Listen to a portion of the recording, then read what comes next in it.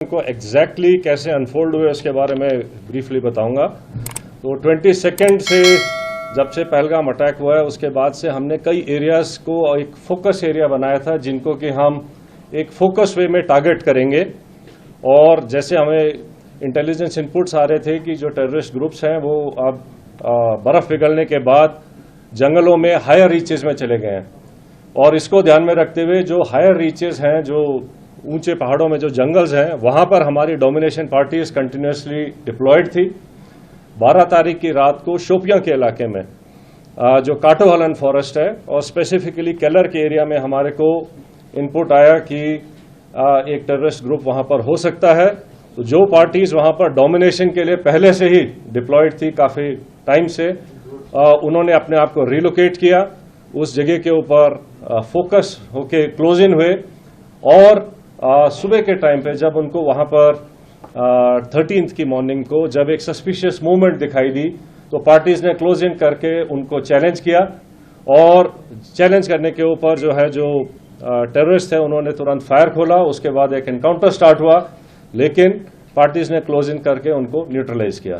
तो ये जो ऑपरेशन था ये हायर रीचेस में काफ़ी ऊंचाई के इलाके के ऊपर हुआ और काफ़ी डिफिकल्ट एरिया था जहां पर इस किस्म के ऑपरेशन को अंजाम दिया गया।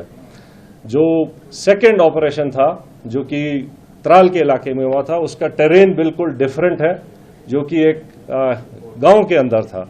तो उसी में इनपुट आई कि शायद एक टेररिस्ट ग्रुप जो है एक गांव के नाडर के इलाके में गांव के अंदर कुछ टाइम के लिए सेटल्ड है, और इमीडिएटली उस विलेज को कॉर्डन किया गया।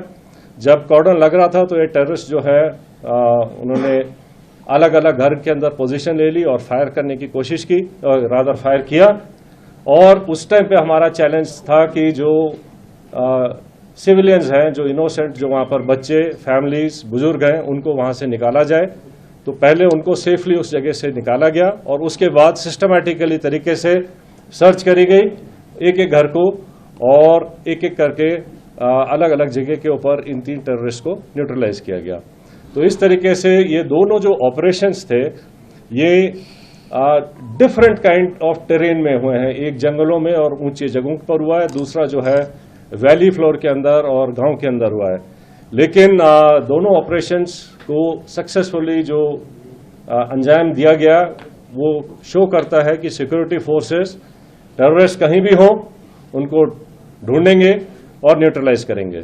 तो जिन ट्रुप्स ने इसके ऊपर इन दोनों ऑपरेशंस को कामयाब बनाया, मैं उनको कॉम्प्लीमेंट करना चाहता हूं। और इसको करने के लिए जो हमारी इंटेलिजेंस एजेंसीज हैं उनके टाइमली इनपुट से भी हमें बहुत इनको कामयाब बनाने में मदद मिली है। जहां तक जो टेररिस्ट न्यूट्रलाइज हुए हैं उनके नाम आप सब जानते हैं। इनमें जो सबसे जो शोपियां वाले इलाके में जो था शाहिद कुट्टे, आपको पता होगा कि वो पिछले 2 मेजर टेररिस्ट अटैक में, जिसमें कि हीरपुरा गांव के एक सरपंच को मारा गया था और एक रिजॉर्ट के ऊपर एक जर्मन टूरिस्ट को ऊपर अटैक हुआ था, इन दोनों में इन्वॉल्व था। बाकी फंड रेजिंग और बाकी एक्टिविटीज में इसका बड़ा हाथ था। जो उसका दूसरे एसोसिएट था वो भी एक लोकल नॉन माइग्रेंट जो यहाँ के लेबर हैं उनको मारने में इन्वॉल्व थे। तो इसी तरीके से जो इन दोनों जो मॉड्यूल्स को जो न्यूट्रलाइज किया गया है उससे जो है इन तंजीमों को जो है काफ़ी झटका लगेगा और यहाँ पे जो है टेरर एक्टिविटीज़ और नॉर्मलसी लाने में मदद मिलेगी। So I rest here, for rest of the things I request.